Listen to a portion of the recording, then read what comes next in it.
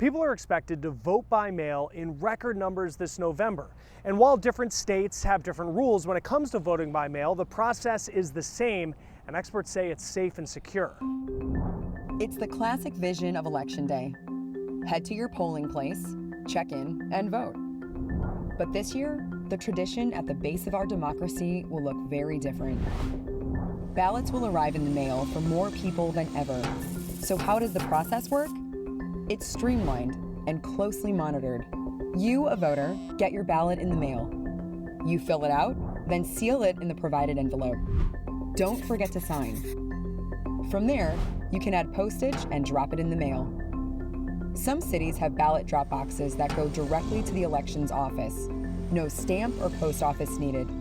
Once the state has your ballot, it goes through different stations where independent workers open the envelope, scan the ballot, and check to make sure everything is valid. That process is often open for public viewing, but mail-in voting is new to millions of people, and some worry it's not safe and secure. The head of the Federal Election Commission recently tried to put worries at bay, saying there's simply no basis for the conspiracy theory that voting by mail causes fraud. And the statistics back that statement up. The Heritage Foundation, a conservative think tank, found 143 voter fraud convictions out of 250 million mail-in ballots cast since 2000. That works out to about 8 cases per year, nationwide. If you are voting by mail, there are 3 easy ways to make sure your ballot counts. Fill it out properly. Don't go outside the lines or make any markings on the ballot. Sign your envelope and make sure the signature matches what you have on file. And vote early.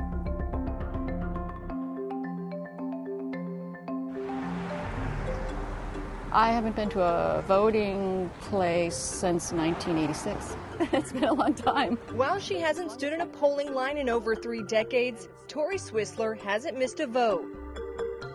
Voting is the cornerstone of American democracy. Even when she lived over 7,000 miles away in China. Living outside of America doesn't mean you're not American. It doesn't mean you don't care about the issues, and it certainly doesn't mean that you don't have an opinion about who you want to lead your country. Through mail-in voting, Swissler cast her ballot from across the world while she ran her environmental nonprofit. As long as you're an American citizen, you can vote.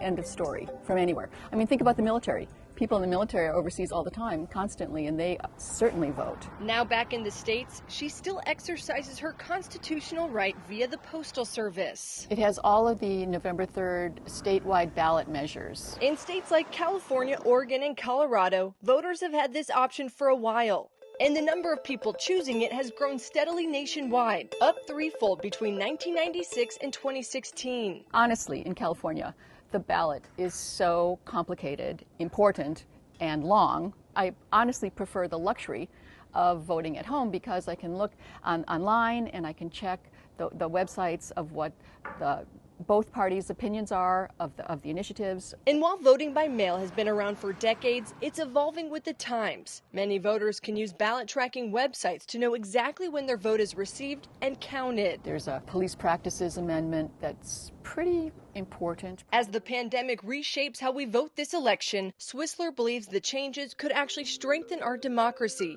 making voting easier and convenient for more Americans. I think everybody has to weigh in on what's happening right now.